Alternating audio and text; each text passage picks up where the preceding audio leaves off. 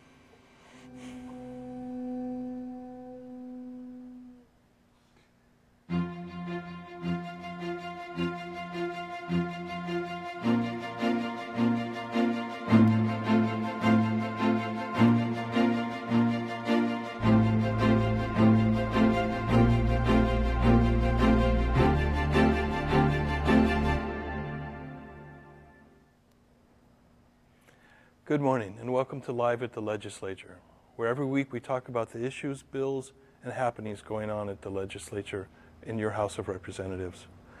With us today we have Representative Justin Woodson, representing Central Maui, and he is the chairman of the House Education Committee. But today we were talking about a proposed constitutional amendment to add a surcharge on investment property to support public education. Good morning, Representative Woodson. Good to be with you again. Thank you. Let me ask you first of all, what is this bill and why is it needed? Why do we need a constitutional amendment? Well, it's interesting. It is, as you said, it's a proposed constitutional amendment to better support our children. We know right now that we spend about $1.9 billion of our state budget, which is about 20%, on funding our public schools. But we also know that it's simply not enough. We need to find additional revenue sources to better support our teachers and our students. And this is a way in which we are able to do so. So it's a proposed constitutional amendment to provide additional funding for our public schools. I see. But why a constitutional amendment as proposed, as opposed to just raising the budget or passing a law? Sure. So this particular provision is incorporated or embedded into our state constitution, which is a higher level of law. The legislature has the authority, the state legislature has the authority only to make amendments to the Hawaii revised statutes. It requires a constitutional amendment to make changes to a for this level of bill. Of funding, yeah. Yes. No. Now, how is this going to affect, if we had a constitutional amendment that affects property taxes, how is this going to affect someone who's a working class guy who lives in his home and does not have investment property? So the intention of this particular proposal is for it to only apply to investment properties that are starting between $1 million and $1.5 million. Oh. That is what is recorded out of the Committee on Education. We do not want to inadvertently hurt working class people. That is not what we are attempting to do. So one definition as to how you define what a single-family home is a home that qualifies for a homeowner's exemption, which means that if you live in your house, if you live in your home, then that does not apply to this particular surcharge. What we are looking at is properties that are $1 million or up to assess this particular charge. I see. So a typical homeowner is not going to be affected by this, at least directly, as far as his own home getting an increase in property tax. That is correct. That is our intention. Okay. Now, normally the counties assess property taxes, but this would be, what, a state property tax? How would this work? Again, because this particular provision of the statute is embedded in our state constitution, it requires us to amend the constitution. That can only be done by a majority plus plurality vote, which means that 50 plus members of the communities, all the communities, which is important because all of us will have the opportunity to weigh in on this particular discussion. 50 plus 1 of the majority of the communities have to vote in the affirmative for this to be law. So this is then letting the people decide whether this even goes into effect or not. That is correct. That is the beauty of it. Okay.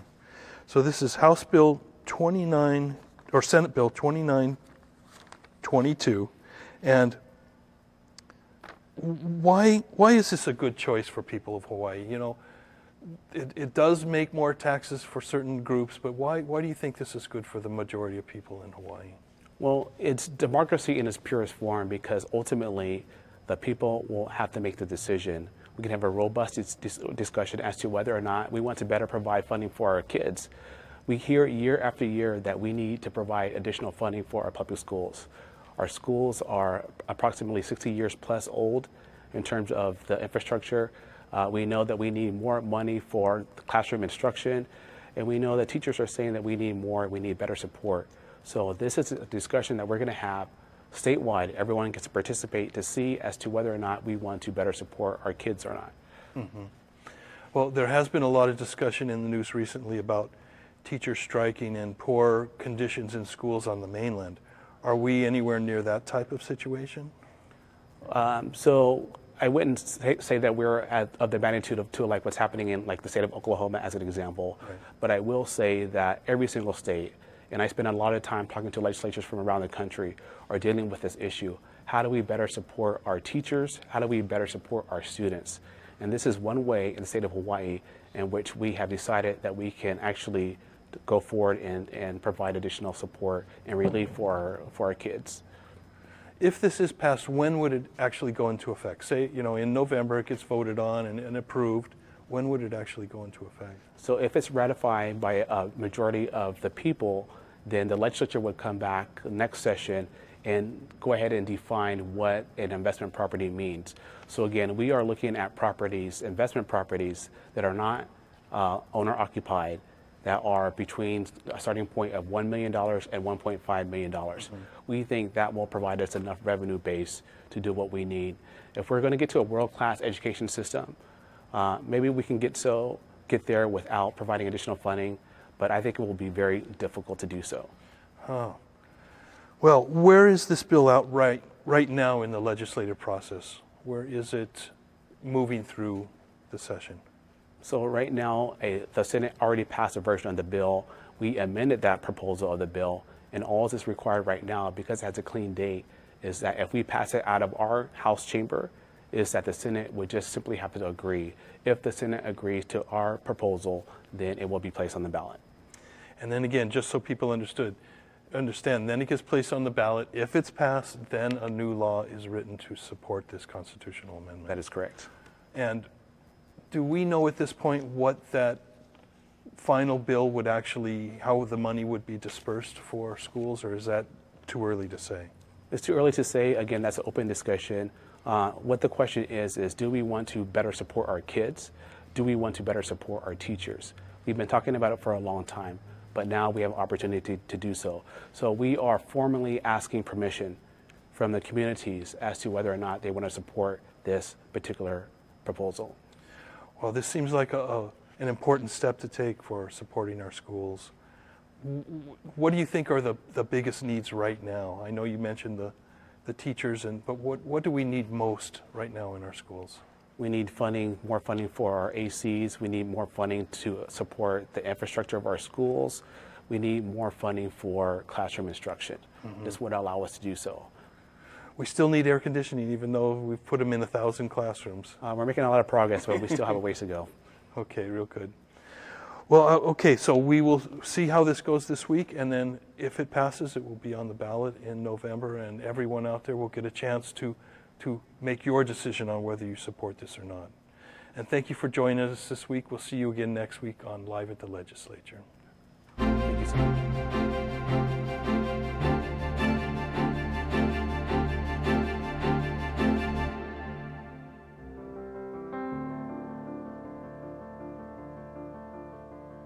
Live at the Legislature is a live half-hour weekly news program that focuses on the issues, legislation, and topics of importance emerging from this year's legislative session.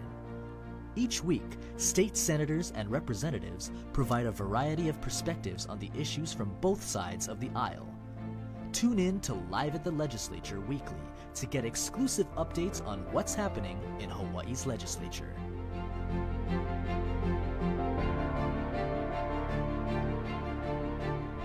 Do you know your legislators?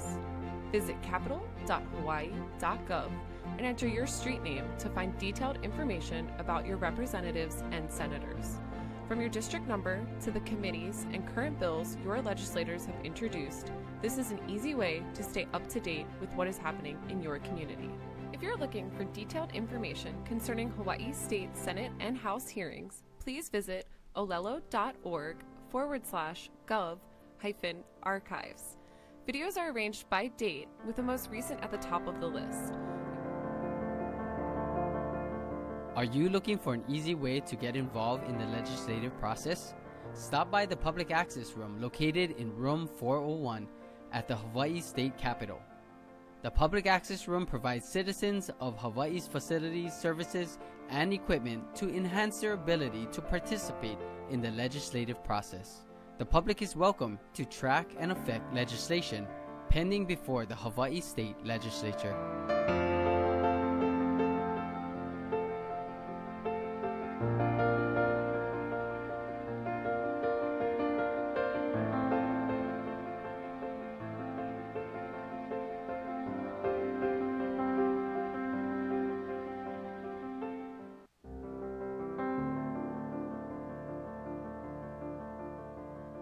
Live at the Legislature is a live half-hour weekly news program that focuses on the issues, legislation, and topics of importance emerging from this year's legislative session.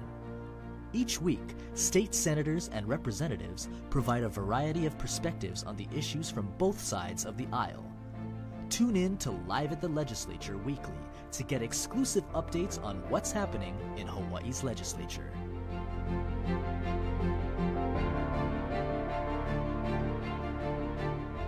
Do you know your legislators?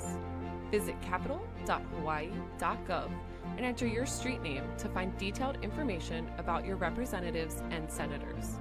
From your district number to the committees and current bills your legislators have introduced, this is an easy way to stay up to date with what is happening in your community. If you're looking for detailed information concerning Hawaii State Senate and House hearings, please visit olelo.org/gov-archives. Videos are arranged by date, with the most recent at the top of the list.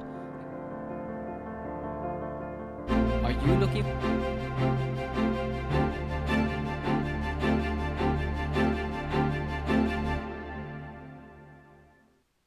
Aloha and welcome to Live at the Legislature. I'm Jill Kuramoto. Every week we sit down with Hawaii senators to talk about the events and the issues that are happening within the Senate during this legislative session. And this morning we are joined by Senator Brickwood Galutaria. Senator Galutaria represents District 12, which encompasses Waikiki to Ala Moana to Kaka'ako and Mo'iliili. And Senator Galutaria is the Majority Caucus leader. Thank you for joining us this morning. For having me. Now, I know we're about a little more than halfway through this legislative session, and this is where the bills head into conference. Yeah. So the House and the Senate work together to come up with a bill that everybody agrees upon. I like that. The House and Senate work together. Work together. I like that thought. But this is when things can get pretty dicey, pretty dramatic, kind of emotional. Yeah. But tell us about what happens during conference that makes this a critically important part of the bill-making process. Oh, you know, once we go through the process of, first quarter, as an example, a metaphor. First quarter, both houses have their bills introduced and work it. Then the second quarter, things begin to fall off the table and things begin to harden. And then we get to the halfway point, things switch over, we go through the same process again. So people, when you introduce a bill, unless it's by a request of a constituent, it means a lot to you. I mean, every bill that's introduced means a lot to everybody, right? But when you're coming into this part of the session and things begin to harden, and then, we need to look across the table to our colleagues in the House and say, okay, we really need this, and they really need that, so how do we make this happen? And it's all about quality of life, maintaining quality of life, ensuring that the Hawaii that we have today continues, and we try and make it better. So we're going to be coming into the conference time now, where we actually, literally, physically sit across from the table from each other, and we hash it out. And a lot of people live for these moments, right? Personally, I mean, every moment is a great moment here at the legislature, but yeah, we're coming into the fourth quarter now, and we'll see where everything goes. We've got a lot of great bills, a lot of interesting bills. We cleared out from both chambers the our choice bill, right, which gives people another option on end of life, and we feel that's one of our big accomplishments this particular session. But we've still got a lot to go. We've got all the human service bills, we've got the education bills.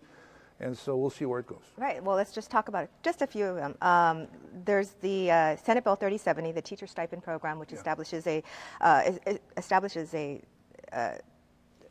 incentive funding to increase the teacher shortage, to address the teacher shortage. Yeah, and keep the current crop of teachers here in Hawaii too.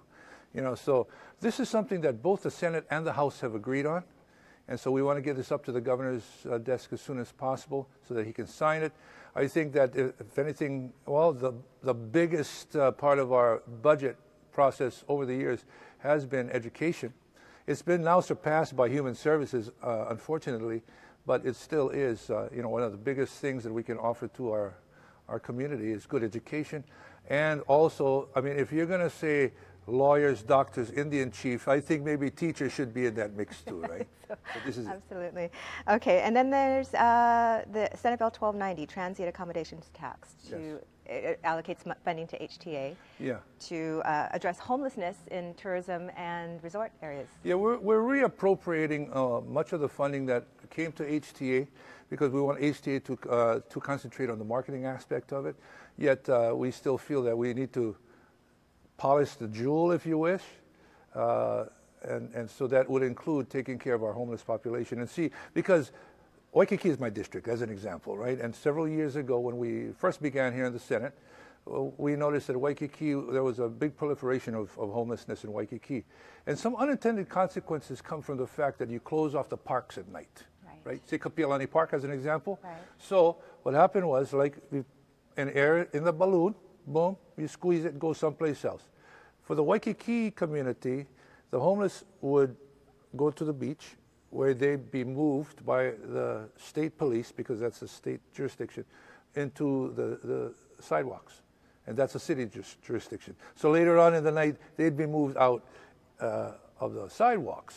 The pavilions in Waikiki as an example, right? Right. And so we needed to work on that. And that's a tourist destination. So obviously, we're going to reappropriate some of that towards homelessness, some of the taxes, TAT. Right. Well, okay, we'll keep an eye on both of those measures. But let's talk about something else. I know Thursday is Kupuna Power Day. Yep. We are now in our 6th year for this event. It's free. Incredible. It's open to the public. But this is an extra special year. Yeah, it is an extra special year. That's because when we first started this particular program, some of us weren't Kupuna, but some of us are now. We are moving into the 6th year of Kupuna Power Day, which means we want to empower Kupuna one session at a time, because it's strategically meant to be around this time when we go into conference. So the legislators, all of the colleagues can say, okay, Kupuna in the house, right? And so it's a day to educate, a day to entertain. We're going to get Danny Kalekini, Marlene Sai. We just recruited Melvin Lead. It's like a senior resource fair with bling, right? So we got Star power, absolutely. Education, a little exercise. And then this year is extra special because we've decided to dedicate the entire event to Senator Daniel Kahikina Akaka. And in his passing, we lose a very, very special Aloha statesman. But his memory and his aloha is with us now.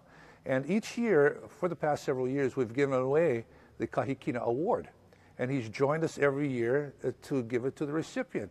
Recipients that included Carol Kai, Senator Susie Chan Oakland, AARP. This year we have the senior ombudsman, John McDermott, and Lanakila Meal on Wheels going to be receiving it. And he'll be here with us in spirit. And because of our dedication of the event to him, it's becoming an official year of the Hawaiian event. And so we're really, really proud. Well, we're certainly going to miss Uncle Danny. Right. You know. He was a fixture here during Kupuna Power Day. Oh, yeah, absolutely. People would look forward to, once he comes walking in the house, star power, right? Talk about Kupuna star power. That was Senator Akaka. Exactly. Yeah. And so, again, it's free. It's open to the public. And it starts at 9 o'clock here at the Capitol. The Senior Resource Fair, the tables will probably open about 8:30 rather. Then we'll start playing some music. I get to play music with my pals. And then we'll start the program at 9 o'clock. Representative Jackie Young is also going to join us. She's Dr. Jackie Young. She's going to talk about the biggest ism of them all, ageism. So that's going to be part of our conversation that day. And this really is open to, it's focused on seniors, but it is open to everyone of all ages. Is Generations of aloha. I think it's important. Kupuna Power is also being able to empower your mo'opuna and your sons and daughters as to what they may be getting, as they move through life into the golden years. We all have somebody that we Silver love. tsunami. Golden years, silver tsunami. But there's a whole bunch of things that you can learn. And by the way, the first 200 people who are going to be there get a free Kupuna Power bag. Oh, sold. Okay. Okay. All right. So again, that's Thursday here at the State Capitol. Thank you, Senator Galataria, for joining us. And thank you for watching Live at the Legislature. We'll see you next week.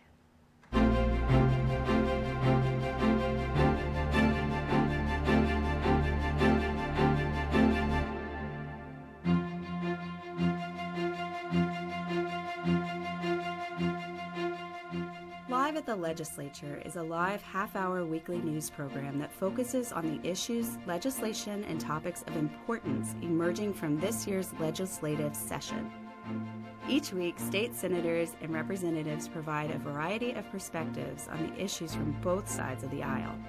Tune in to Live at the Legislature Weekly to get exclusive updates on what's happening in Hawaii's legislature.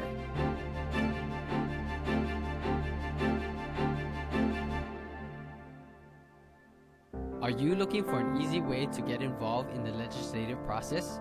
Stop by the Public Access Room located in room 401 at the Hawaii State Capitol. The Public Access Room provides citizens of Hawaii's facilities, services, and equipment to enhance their ability to participate in the legislative process. The public is welcome to track and affect legislation pending before the Hawaii State Legislature.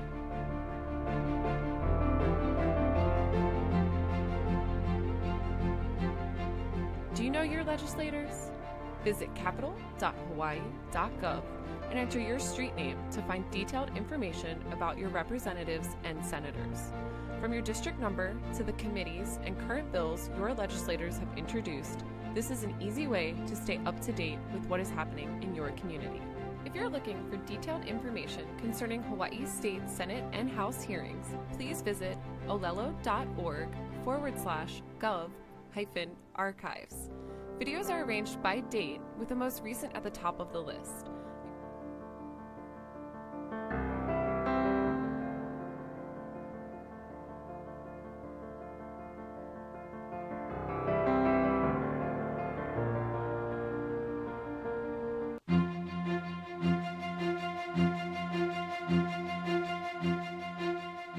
Live at the Legislature is a live half-hour weekly news program that focuses on the issues, legislation, and topics of importance emerging from this year's legislative session. Each week, state senators and representatives provide a variety of perspectives on the issues from both sides of the aisle. Tune in to Live at the Legislature Weekly to get exclusive updates on what's happening in Hawaii's legislature.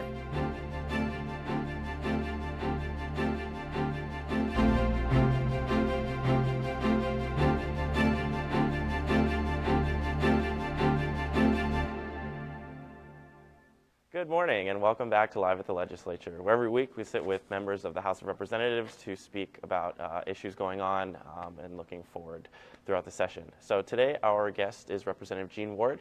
He serves as the Minority Floor Leader and represents District 17, which is from Hawaii Kai to Kalama Valley. Welcome. Good morning, Kaio. So we've heard, for those who haven't seen the Senate session right before us, where are we in the session? Where are we? Good question to start with. First, we were in a season of loss. We left with mourning on Friday when we had a moment of silence for Senator Arakawa. I say in terms of where we are in placing on a map of history, we're in the post-PIE era. I said this when Danny Inouye left, PIE, post-Inouye era, and now it's the PAE, post-Akaka era. Two great legends who helped the people of Hawaii immensely with the funding. And, Senator Akaka, Danny, a man who hugged everybody. He loved people. He gave us politicians a good name. You hear Danny Akaka, you say, hey, that's a man for the people. So I'd love to just to remember him at this point is significant. But when we come to the state legislature and where we are, Kaio, this is an important thing, and people must know. We are in the Ides of March. What does that mean? It means the storms of gut and replace have just hit the Capitol. You know what gut and replace is? You don't have a hearing, but we pass a bill by taking the guts out of it and putting in another bill. That's what's going on right now at your Capitol, so you have to be really wise. But more importantly, the season that we're coming in the Ides of March is when this huge storm comes over the Capitol, like the Bermuda Triangle, and suddenly planes disappear, ships go down. We don't know whether it just the way bills are they're gonna come up and say, what happened to that bill? Well, the Bermuda Triangle of the Capitol has just descended. So in the next week, when we start the conference committees that Rickwood just talked about, some bills are gonna say, I thought we were flying through this bill, and suddenly the bugger's gone. So it's an interesting time, but it's a time when the public really has to pay attention to what's going on. And a lot of the stuff that's not transparent, it gets even less transparent when we get into conference committees. So those are my opening remarks. Speaking of transparency, we're going to be talking about a few bills, some that have either crossed over again or will be on the floor tomorrow. And so the first one I wanted to talk about was SB 2609, and what it did is it would hide the amounts reported on financial disclosure statements for volunteer members of 14 different state boards, commissions, and agencies. And this was heard in the House on Friday. It received 12 noes and also unanimous opposition from the minority caucus, and also received 7 noes in the Senate when it was on third reading. So Representative Ward, just kind of tell us a little bit why you had opposed this bill and a little bit of background behind it as well. That is a retro step backwards for legislative transparency and legislative openness. Basically, it says if you're going to be on a board and a commission, this financial disclosure ethics requirement is redacted, which means we don't have to know any of your income. You know, part of being transparent is to be open, not secretive. They say, well, these are for people who make a lot of money, who are the highest qualified, and they don't want to show what their income is. Well, if they're into secrecy, or if they're trying to be rich or hide their riches, well, I don't think we need them. Because heretofore, as with us and everybody else who works for the state government and the city government, we have to show what our income sources are and what the incomes are. So I feel very strongly that people knew what was going on, and with the Ethics Commission being exempted from that, I mean, that's like the foxes saying to the chicken coop, you know, that's probably not a good analogy. The point is, it's embarrassing that we would have a bill that would basically put the drapes over what's going on in the legislature and have it to where people could get on without any disclosure whatsoever. It's really a retrograde.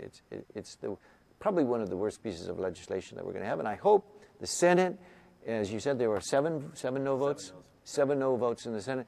That's a broadcasting to where, and this is where I would love the Bermuda Triangle, just to suck that bill down, drown it, and it never come back again. It's an embarrassment, quite frankly. Disclosure, ethics, you know, there was a big editorial just in last week's paper. Ethics lacking in the state legislature. This proves the case that the Star Advertiser has shown that, you know, with bills like this, we don't need to show how embarrassingly lacking transparency that we are. So whatever the motivation for it, and I know it comes out of the Senate, it doesn't come out of the House. It doesn't mean it's squeaky clean in the House, but it means the advocates of the Senate are pushing this for some reason. For what reason, I don't know, but I think it sounds more nefarious than it does open. And we'll transition to something that's very important to the people in your district. It's SB 2571, which would, beginning July 1st, 2019, ban the sale of sunscreens containing oxybenzone. You know, I have the honor, Kayo, of representing the people in Hawaii Kai that has Hanauma Bay right in the smack middle of it. Hanauma Bay is a gem, not only for Hawaii Kai, but for all the people of Hawaii. It's one of the nature preserves where we have coral that's alive. We have visitors who come. President Obama, when he was here, would take, when it was closed on Tuesday, he would take over the whole bay. He made not only the bay famous, but he also brought attention to the fact that, you know, this is an issue we're very concerned about. So a bill was introduced, I think it was Representative Sparrow, and he and I took water samples to see that oxybenzone, which is part of a sunscreen mixture to keep our faces clean and free from cancer, that stuff in the water, in Hanauma Bay specifically, was not only killing the coral, which had already had bleaching, but it was taking the fish and their hormonal endocrine systems were being screwed up. And then they, from further research, said it happens also in the human system. So what we've got is a bill that essentially is anti-reef fish, and something that we can replace with other chemicals. So the oxybenzone, the sunscreen bill, is not going to hurt anybody who wears sunscreen because there's so much already out there on the market, and there's no loss to the cosmetic industry, the billion-dollar industry that says, oh, we can't do this, we can't do it now. And as you said, it doesn't take place till 2019. So that bill, I think, has legs. I think that bill is generally, I don't like banning things, but this one is part of that whole process where the chemistry of the American body is getting increasingly confused with the way that we're questioning vaccinations now. We're questioning, why is autism on the rise? Well, if oxybenzone's got anything to do with it, particularly in terms of the sunscreen, hey, let's take it off and let's use something user-friendly. Representative Ward, thank you for your time, and hopefully we will survive the Ides of March. The folks at home, thank you for joining us. We'll see you next week. The Ides of April.